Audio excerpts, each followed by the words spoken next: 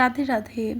কয়েকদিন ধরেই হচ্ছে টানা বৃষ্টি, আর এরকম ওয়েদারে একটু চটপটে কিছু খাবার তো খেতে মন চাইবেই। তাই আজ বানিয়ে নিয়েছিলাম একদম সহজ পদ্ধতিতে মুচমুচে খাস্তা স্প্রিং রোল। আর একবার এই রেসিপিটা দেখে বানালে বারবার বানাতে ইচ্ছে করবে, আর খেতেও দারুণ হয়। অন্যান্য যে কোনো রোলের থেকে না এটা খেতে অনেক সুন্দর হয়। তো চলুন দেখে নেওয়া যাক স্প্রিং রোলের রেসিপি। তো এখানে আমি বেশ কিছু সবজি ছোট ছোট করে বানিয়ে নিয়েছি। আর আগে আপনারা তো দেখলেন যে আমি কিছুটা চাউমিন সেদ্ধ করে জল ছড়িয়ে নিয়েছি। আর এই স্প্রিং রোলের মধ্যে দেব কিছু সবজি। তো সবজির মধ্যে আমি ছোট ছোট করে বানিয়ে নিয়েছিলাম আলু, ফুলকপি, ক্যাপসিকাম, আর দিয়েছিলাম বিনস, আর অল্প একটু বাঁধাকপি ছিল তো সেটাকেও দিয়ে দিয়েছিলাম। আমি গাজরটা অ্যাভয়েড করেছি, আপনারা চাইলে এখানে অবশ্যই কিন্তু গাজর অ্যাড করতে পারেন। এবার স্প্রিং রোলের ভেতরে পুর দেওয়ার জন্য রেডি করে নেব পুরটা। তো এর জন্য কড়াইয়ের মধ্যে দিয়েছি 2 টেবিল চামচ সাদা তেল। তার মধ্যে ফোড়নে দিয়েছিলাম কাঁচা লঙ্কার কুচি 2টো, আর দিয়েছি গ্রেটেড আদা। 1/2 টেবিল চামচ মতো হিংও দিয়েছি ফোড়নে।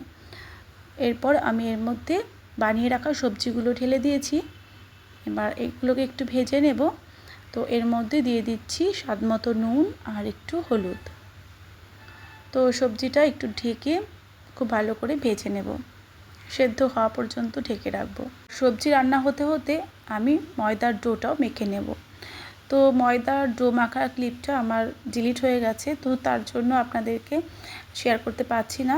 এটা নর্মাল ময়দা যেরকম আমরা লুচির জন্য মাখি ময়দা, আর আমি কিন্তু আজকে ময়দার ইউজই করছি। আটা দিয়ে যে হবে না তা কিন্তু নয়, আটা দিয়েও হবে, বাট আজকে আমি একটু শখ করে ময়দা দিয়ে বানাচ্ছি। পুরো একদম পারফেক্ট দোকানের মতো করে বানাচ্ছি। তো ময়দাটাকে আমি একটু নুন চিনি দিয়ে আর অল্প একটু তেল দিয়ে ময়ান দিয়েছিলাম, যেরকম নর্মাল আমরা লুচির জন্য মাখি।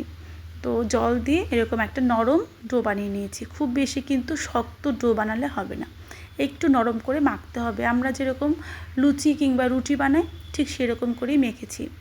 তো মেখে আমি ছোট ছোট করে লেচি বানিয়ে নিয়েছি। এবার এই সবজিটা নরম হয়ে গেছে, সেদ্ধ হয়ে গেছে। তো এর মধ্যে দিয়ে দিলাম ওই যে জল ছড়ানো চাউমিন, সেদ্ধ চাউমিন দিয়ে দিচ্ছি। এর মধ্যে অল্প একটু সয়া সস, সাম্বার মশলা 1 টেবিল চামচ দিয়েছি। এর মধ্যে গোলমরিচের গুঁড়ো আর বেশ খানিকটা টমেটো কেচাপ দিয়ে দিয়েছি। তো এবারে সব কিছু আবারও খুব ভালো করে মিশিয়ে নেব। আর ফ্লেভারের জন্য এর মধ্যে আমি আজকে অ্যাড করব বেসিল লিভস। যদি আপনাদের কাছে থাকে তো ইউজ করবেন, আর না থাকলে কিন্তু এর পরিবর্তে আপনারা মিক্সড হার্বস কিংবা যে কোনো পিৎজা সিজনিং বা ধনেপাতাও দিতে পারেন। এটা পুরোপুরি অপশনাল, কিন্তু এই লিভসটা দিলে কি হয় না, এর ফ্লেভারটা কিন্তু ভীষণ ভালো হয়। তো আমি বেশ কিছু বেসিল লিভস এর মধ্যে কুচি কুচি করে দিয়ে দিচ্ছি। তো রেডি হয়ে গেছে এর স্টাফিং বা পুর। তো এবার আরও একটা জিনিস বানাতে হবে। তো একটা কাপের মধ্যে 2 টেবিল চামচ মতো তেল নিয়েছিলাম, আর তার মধ্যে 1 টেবিল চামচ নিয়েছি ময়দা। তো ময়দার তেল খুব ভালো করে মিশিয়ে এরকম একটা পাতলা তেল আর ময়দার মিশ্রণ বানিয়ে নিয়েছি।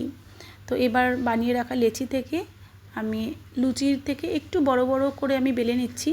তো প্রথমে একই রকম সাইজের 3টে লুচি আমি বেলে নিয়েছি।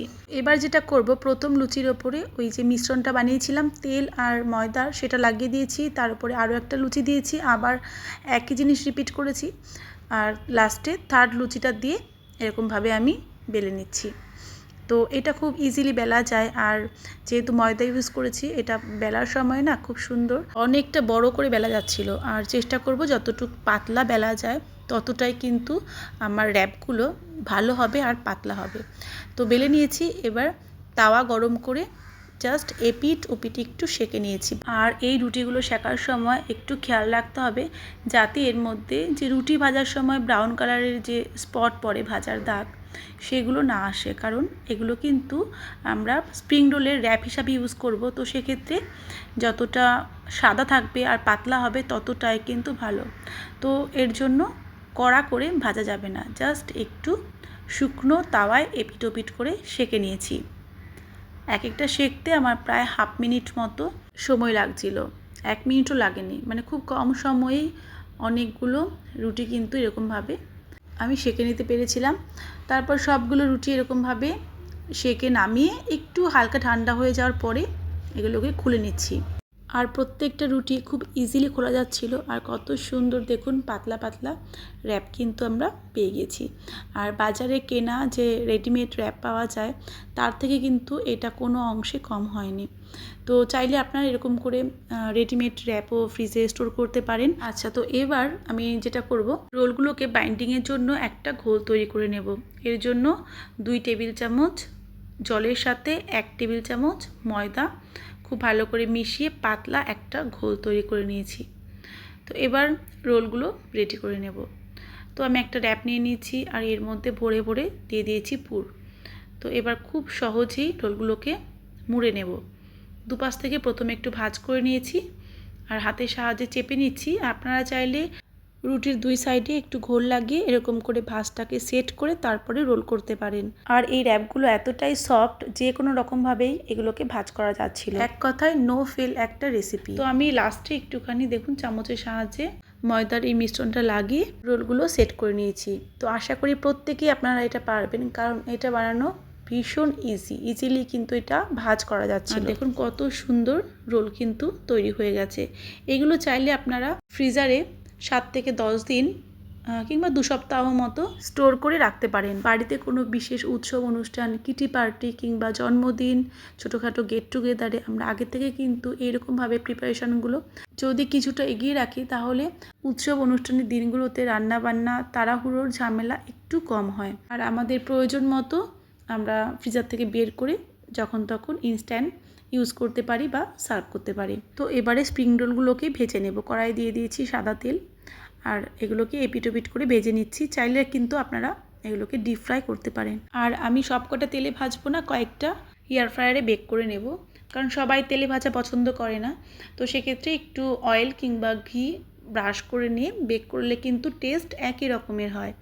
তো ভেজে নেওয়া হয়ে গেছে, দেখুন দেখতে কতটা সুন্দর হয়েছে। আর একটা ভেঙে দেখাই, দেখুন কতটা কুরকুরে আর খাস্তা হয়েছে। সস, চাটনি কিংবা যে কোনো পছন্দ মতো সসের সাথেই কিন্তু এগুলো পরিবেশন করা যাবে।